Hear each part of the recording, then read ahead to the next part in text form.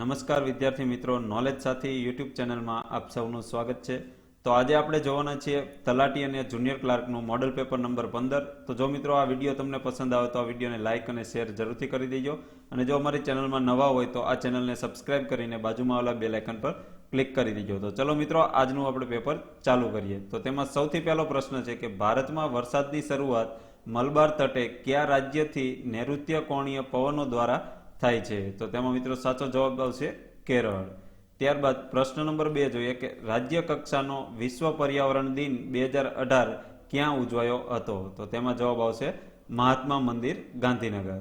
ત્યારબાદ question number 3 કે રાજ્ય કક્ષાનો યોગ દિન 2018માં ક્યાં યોજાયો હતો? તો કે યોગ દિન 2018 રાજ્ય કક્ષાનો કઈ જગ્યાએ યોજવામાં આવ્યો હતો? તો તેમાં જવાબ આવશે સરદાર પટેલ સ્ટેડિયમ, અમદાવાદ.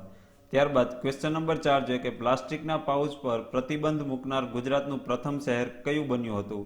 તો તેમાં જવાબ આવશે રાજકોટ. ત્યારબાદ ક્વેશ્ચન નંબર 5 કે ગુજરાતમાં અમદાવાદ ખાતે તાજેતરમાં યોજાયેલી રથયાત્રા કેટલામી રથયાત્રા હતી? તો તેમાં જવાબ આવશે 141મી. ત્યારબાદ ક્વેશ્ચન નંબર 6 જોઈએ કે તાજેતરમાં કયા દેશની થામલંગ ગુફામાં ફૂટબોલના 12 ખેલાડીઓ ફસાયા હતા? તો તેમાં જવાબ આવશે થાઈલેન્ડમાં.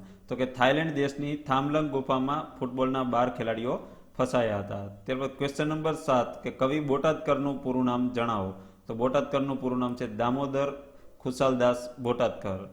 ત્યારબાદ ક્વેશ્ચન નંબર 8 કે કવિ બોટાદકરનો કાવ્ય સંગ્રહ કયો છે? તો તેમાં જવાબ આવશે નિર્ઝરિણી. તો આ નિર્ઝરિણી જે કાવ્ય સંગ્રહ છે તે કવિ બોટાદકરનો છે. ત્યારબાદ ક્વેશ્ચન નંબર 9 કે મુંદુદરાય પારાસર્યના કયા પસંદ સંગ્રહને ગુજરાતી સાહિત્ય પરિષદનું પારિતોષિક પ્રાપ્ત થયું હતું? તો તેમાં જવાબ આવશે કંઠ ચાતકનો અને પ્રાણ બપૈયાનો.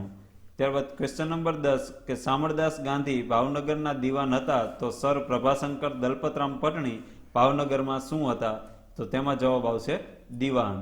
ત્યારબાદ ક્વેશ્ચન નંબર 11 જોઈએ કે મારો ધર્મ સાચો તેથી તારો ધર્મ ખોટો એમ કહેનારા ધર્મ માટે નહીં પણ ધર્મ ઉપર ચોંટાડેલા લેબલ માટે લડે છે. તો આ કથન કોનું છે? તો તેમાં જવાબ આવશે યશવંત શુક્લનું. ત્યારબાદ ક્વેશ્ચન નંબર 12 જોઈએ કે નીચેનામાંથી કઈ કૃતિ ધીરુબેન પટેલની નથી? તો તેમાં જવાબ આવશે દીપમાળા. તો દીપમાળા કૃતિ ધીરુબેન પટેલની નથી. ત્યારબાદ ક્વેશ્ચન નંબર 13 કે આંગતુક કૃતિ કોની છે? તો આંગતુક કૃતિના લેખકનું નામ છે ઈવાડેવ. ત્યારબાદ ક્વેશ્ચન નંબર 14 જોઈએ કે ધીરુબેન પટેલની કઈ કૃતિનું ફિલ્માંકન કરવામાં આવ્યું હતું? તો તેમાં જવાબ આવશે ભવની ભવાઈ. ત્યારબાદ ક્વેશ્ચન નંબર 15 કે નીચેનામાંથી કયા બે સાહિત્યકારોનું જન્મસ્થળ વડોદરા છે? તો તેમાં જવાબ આવશે પ્રફુલ્લ દવે અને ધીરુબેન પટેલ. આ બંને સાહિત્યકારોનું જન્મસ્થળ વડોદરા છે. ત્યારબાદ ક્વેશ્ચન નંબર 16 કે જુદા જુદા કાવ્યો પરના આસ્વાદ વિવેચનનું જયંતભાઈ કોઠારીનું નોંધપાત્ર પુસ્તક કયું છે? તો તેમાં જવાબ આવશે આસ્વાદ અષ્ટાદશી. ત્યારબાદ ક્વેશ્ચન નંબર 17 કે જયંત કોઠારીની કઈ કૃતિને ગુજરાતી સાહિત્ય પરિષદનું પારિતોષિક મળ્યું હતું? તો તેમાં જવાબ આવશે સાહિત્ય તથ્યોની માવજત. ત્યારબાદ ક્વેશ્ચન નંબર 18 કે શ્યામ સાધુનું પૂરું નામ જણાવો. તો શ્યામ સાધુનું પૂરું નામ છે શામળદાસ મૂળદાસ સોલંકી. ત્યારબાદ ક્વેશ્ચન નંબર 19 કે શ્યામ સાધુનો પ્રથમ ગઝલ સંગ્રહ કયો છે? તો તેમાં જવાબ આવશે યાયાવરી. ક્વેશ્ચન નંબર 20 કે સંજુવાળા સંપાદિત શ્યામ સાધુનું સમગ્ર કાવ્ય સર્જન કયા નામે પ્રકાશિત થયું છે? તો તેમાં જવાબ આવશે ઘર સામે સરોવર. ત્યારબાદ ક્વેશ્ચન નંબર 21 જોઈએ કે સીલ વિનાની વિદ્યા એ વાંજણી વિદ્યા છે તો સીલ વિના વિદ્યા લેનાર માણસ બ્રાહ્મણ રાક્ષસ બને છે. તો આ વાક્ય કોનું છે? તો તેમાં જવાબ આવશે નાનાભાઈ ભટ્ટ. ત્યારબાદ ક્વેશ્ચન નંબર 22 કે આપદભાર શબ્દનો અર્થ આપો. તો આપદભાર શબ્દનો અર્થ શું થશે? તો તેમાં જવાબ આવશે દુઃખનો ભાર. ત્યારબાદ ક્વેશ્ચન નંબર 23 કે સમાનાર્થી શબ્દ આપો. તો દૈતનો સમાનાર્થી શબ્દ શું થશે? તો દૈતનો સમાનાર્થી શબ્દ થશે પ્રિય. ત્યારબાદ ક્વેશ્ચન નંબર 24 જોઈએ કે કઈ જોડ સમાનાર્થી શબ્દની સાચી જોડ દર્શાવતું નથી? તો તેમાં જે સમાનાર્થી જોડની જે જોડ છે તે સાચી નથી તે આપણે શોધવાની છે. તો તેમાં જવાબ આવશે દંડુકા, તો દંડ આપનાર, જે સમાનાર્થી જોડ સાચી નથી. ત્યારબાદ ક્વેશ્ચન નંબર 25 કે કૂતરાને ખાવા નાખવાનું સાધન, એટલે કે કૂતરાને જે ખાવા નાખવાનું સાધન આવે તેને શબ્દ સમૂહ માટે એક શબ્દ આપો. તો તેમાં જવાબ આવશે ચાટ. ત્યારબાદ ક્વેશ્ચન નંબર 26 કે રૂઢિપ્રયોગનો અર્થ આપો. અછોવાના કરવા, તો તે રૂઢિપ્રયોગનો અર્થ શું થશે? તો તેમાં જવાબ આવશે અતિશય લાડ કરવા. ત્યારબાદ ક્વેશ્ચન નંબર 27 કે રૂઢિપ્રયોગનો અર્થ આપો. પગ મણમણના થઈ જવા, તો તેનો અર્થ થશે મન ખિન્ન થઈ જવું. ત્યારબાદ ક્વેશ્ચન નંબર 28 કે ઈવાડેવ કોનું ઉપનામ છે? તો ઈવાડેવ ઉપનામ છે પ્રફુલ્લ દવેનું. ત્યારબાદ ક્વેશ્ચન નંબર 29 કે કઈ જોડણી સાચી છે? તો નીચે 4 ઓપ્શન આપેલા છે, તેમાં સાચી જોડણી વાળી જોડી જે સાચી છે તે છે ઓપ્શન બી, પૃથ્વી વલ્લભ. ત્યારબાદ ક્વેશ્ચન નંબર 30 કે નીચેનામાંથી સાચી સંધિનો વિગ્રહ શોધો. તો સાચી સંધિનો વિગ્રહ છે વ્યસ્ત. તો વ્યસ્તની જે સંધિ છૂટી પાડી તો વી વત્તા અસ્ત, જે સાચી છે. ત્યારબાદ ક્વેશ્ચન નંબર 31 નીચેનામાંથી કયો છંદ અક્ષરમેળ છંદ છે? તો તેમાં જવાબ આવશે મનહર છંદ. ક્વેશ્ચન નંબર 32 કે નીચેનામાંથી વિરોધી અર્થ આપતી કહેવતમાંથી કયું વિગત જૂથ ખોટું છે? તો તેમાં જવાબ આવશે માંગ્યા કરતા મરવું ભલું. તો આ જે કહેવતની જે જોડી છે તેમાં છે બળિયાના બે ભાગ, જે વિગત જૂથ એક જે ખોટું કહેવતના અર્થમાં ખોટું જોડકું છે. ત્યારબાદ ક્વેશ્ચન નંબર 32 કે નીચે આપેલા સમાસમાંથી કયો સામાસિક શબ્દ મધ્યમ પદ લોપી નથી? તો તેમાં જવાબ આવશે ભરસભા. જે ભરસભા જે શબ્દ છે તે મધ્યમ પદ લોપી સમાસમાં નહીં આવે. ત્યારબાદ ક્વેશ્ચન નંબર 34 નીચેનામાંથી સાચી જોડણી વાળો શબ્દ ઓળખી બતાવો. તો મ્યુનિસિપાલિટીની સાચી જોડણી વાળો શબ્દ થશે ઓપ્શન એ. ત્યારબાદ ક્વેશ્ચન નંબર 35 જોઈએ કે નીચેનામાંથી તદ્દન વિરોધી અર્થ ધરાવતો પદ સમૂહ કયો છે? તો તેમાં જવાબ આવશે સુખ અને દુઃખ, એટલે કે સુખ દુઃખ જે છે તે એકદમ વિરોધી અર્થ દર્શાવે છે. ત્યારબાદ ક્વેશ્ચન નંબર 36 નીચેનામાંથી વર્ણાનુપ્રાસ અલંકારનું દ્રષ્ટાંત ન હોય તેવો શબ્દ સમૂહ ઓળખાવો. તો તેમાં જવાબ આવશે 5 પાંડવ સરખા બંધવા. ત્યારબાદ ક્વેશ્ચન નંબર 37 કે નીચે આપેલા વાક્યમાં કયું વાક્ય ક્રિયાપદ વગરનું છે? તો તેમાં સાચો જવાબ બનશે ઓપ્શન એ, દાઢીની દાઢી અને સાવરણીની સાવરણી. ત્યારબાદ ક્વેશ્ચન નંબર 38 કે પ્રકૃતિ જ મારી માં રહી છે, આ વાક્યમાં કયું પદ નિપાત છે? તો તેમાં જવાબ આવશે જ, એટલે કે આ જે જ છે તે નિપાત છે. ત્યારબાદ ક્વેશ્ચન નંબર 39 કે સ્વામીજીએ આવીને અહીંયા સઘળા વાતાવરણને પાવન અને સુંદર બનાવી દીધું. તો આ જે રેખાંકિત પદ કયા કૃદંતમાં આવશે? તો તેમાં જવાબ આવશે સંબંધક ભૂતકૃદંત. ત્યારબાદ ક્વેશ્ચન નંબર 40 જોઈએ કે કઈ જોડણી ખોટી છે તે શોધો. તો જે ખોટી જોડણી વાળું જોડકું આપણે આમાં શોધવાનું છે, તો તેમાં ખોટી જોડણી વાળું આવશે પૂંજી, તો પુલિંગ, જે ખોટું છે. ત્યારબાદ ક્વેશ્ચન નંબર 41 કે સ્પષ્ટની વિરુદ્ધમાં કોણ બેઠું છે? તો તેમાં સાચો જવાબ બનશે સંદિગ્ધ. ત્યારબાદ ક્વેશ્ચન નંબર 42 કે લિંગ પરિવર્તનની દ્રષ્ટિએ કઈ જોડ ખોટી છે? તો તેમાં જવાબ આવશે લિંગ પરિવર્તનની દ્રષ્ટિએ ખોટી જોડ, તો બાળક તો છોકરું. ત્યારબાદ ક્વેશ્ચન નંબર 43 કે ઉપનિષદની સંખ્યા કેટલી છે? તો ઉપનિષદોની સંખ્યા છે 108.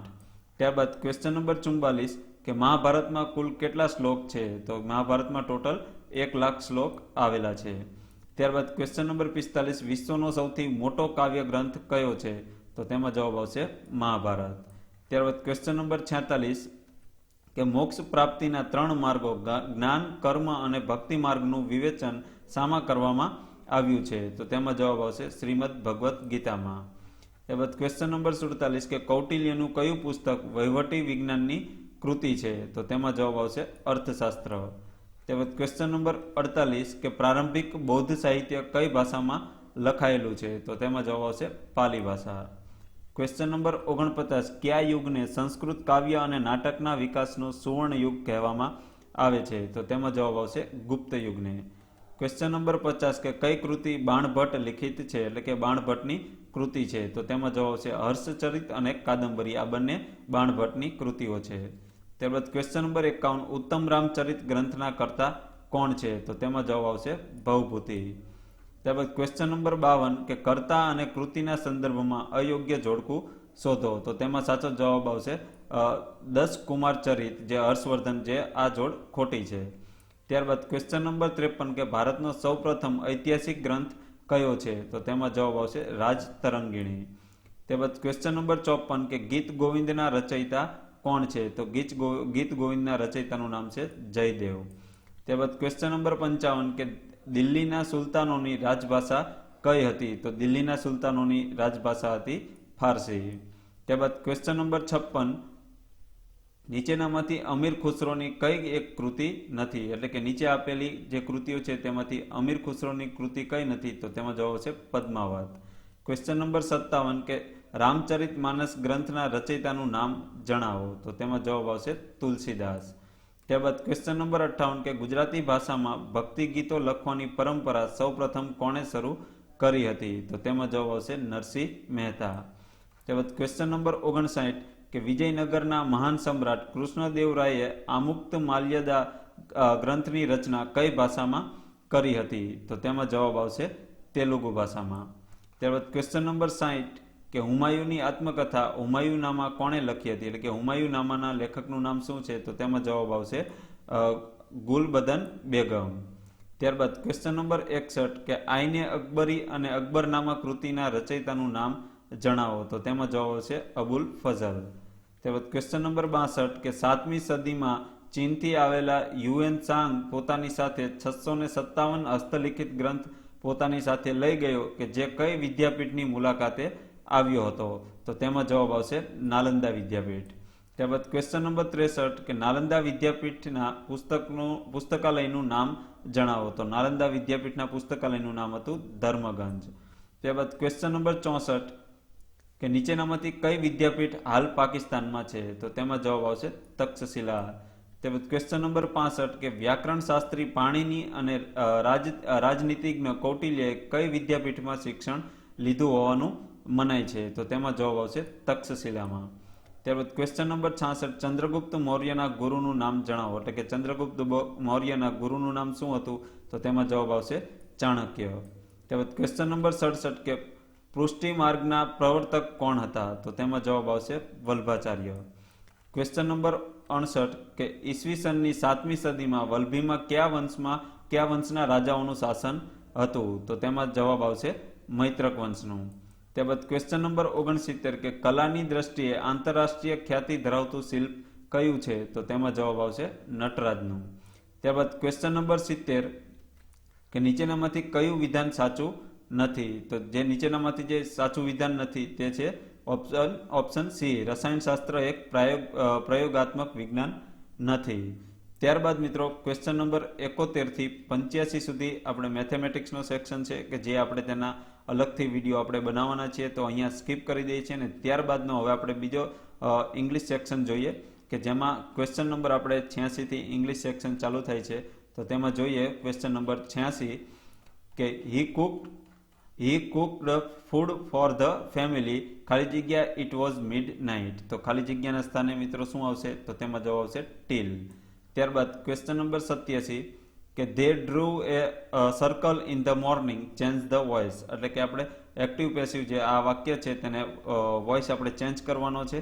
તો તેમાં સાચો જવાબ શું બનશે? તો કે option A circle was drawn by them in the morning. એટલે કે એક્ટિવ વોઇસ છે તેનું આપણે પેસિવ વોઇસમાં ટ્રાન્સફર કર્યું. ત્યારબાદ ક્વેશ્ચન નંબર 88 કે સુકેતુ હેઝ નો પેન ખાલી જગ્યા. તો કે સુકેતુ પાસે પેન નથી. ત્યારબાદ ખાલી જગ્યાના સ્થાને શું આવશે? તો તેમાં જવાબ આવશે ટુ રાઇટ વિથ.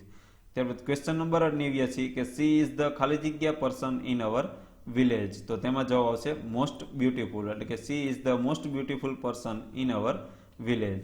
ત્યારબાદ ક્વેશ્ચન નંબર 90 કે find the meaning of the underline word. એટલે કે we hope to visit A zoo but we visited museum. તો કે જે અંડરલાઇન જે હોપ છે તેનો આપણે નિયરેસ્ટ મિનિંગ આપણે ફાઇન્ડ કરવાનો છે. તો તેમાં જવાબ આવશે વોન્ટેડ.